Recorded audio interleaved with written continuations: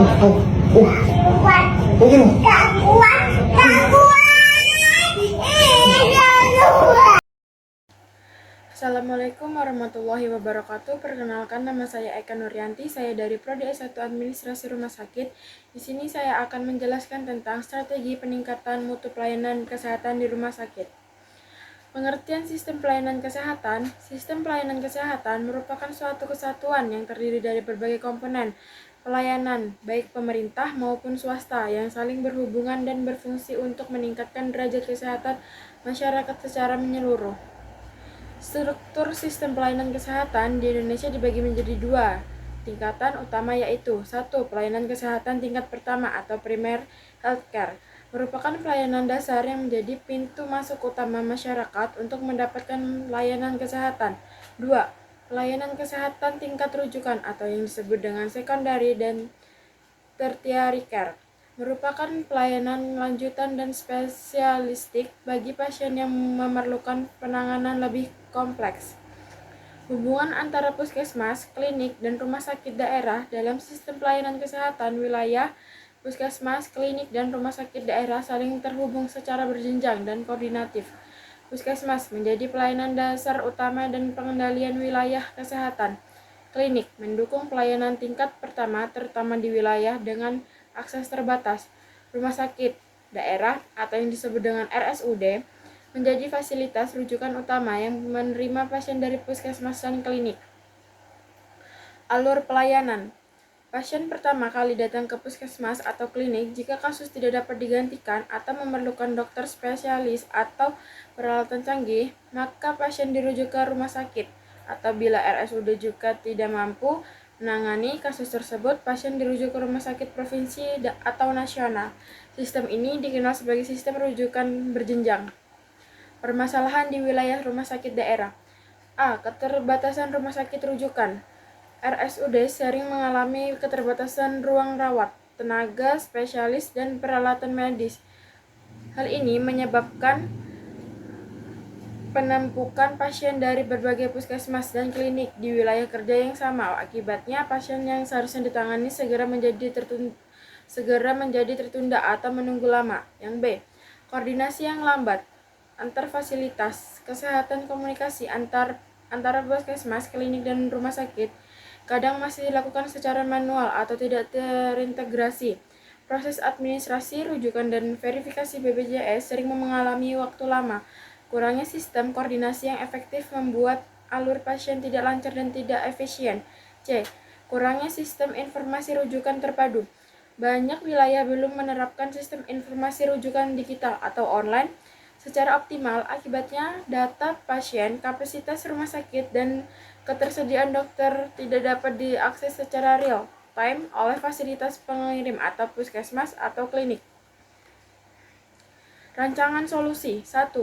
Penguatan sistem manajemen dan administrasi. Tujuan: meningkatkan efisiensi, akurasi data, dan koordinasi antar unit. 2. Peningkatan kompetensi sumber daya manusia atau yang disingkat dengan SDM. Tujuan: memastikan tenaga kesehatan memiliki kompetensi dan sikap profesional. 3. Penguatan sistem rujukan dan koordinasi antar fasilitas. Tujuan: mempercepat penanganan dan menghindari keterlambatan pelayanan. 4.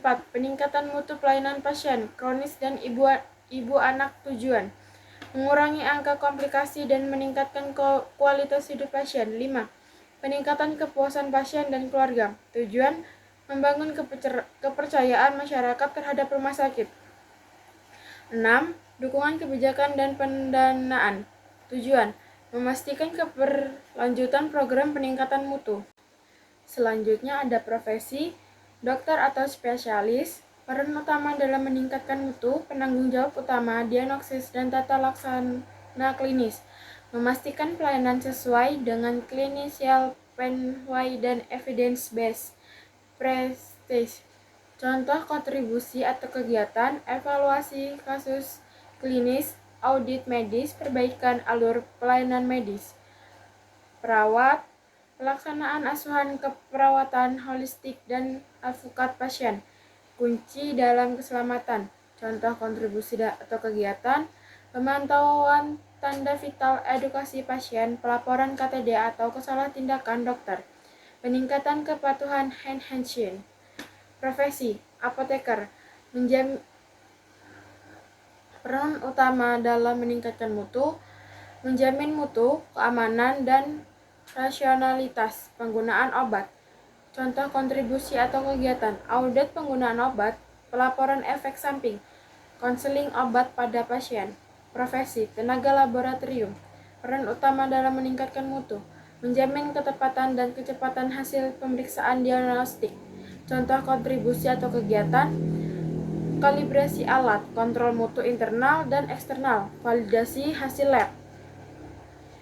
Profesi tenaga radiologi peran utama dalam meningkatkan mutu, menjamin ketepatan dan kecepatan hasil pemeriksaan diagnostik. Contoh kontribusi: kalibrasi alat, pengendalian paparan radiasi, verifikasi permintaan pemeriksaan. Profesi tenaga radiologi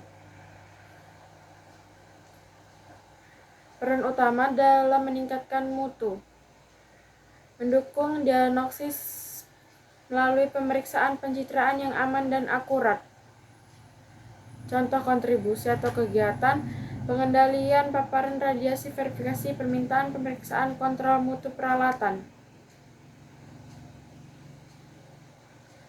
Profesi petugas rekam medis dan informasi peran utama dalam meningkatkan mutu, menjamin keakuratan dan kerahasiaan data pasien.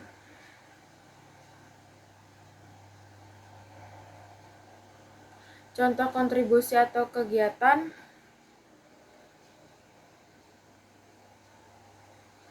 pembentukan tim mutu, pengangguran, pengawasan, audit, dan survei kepuasan.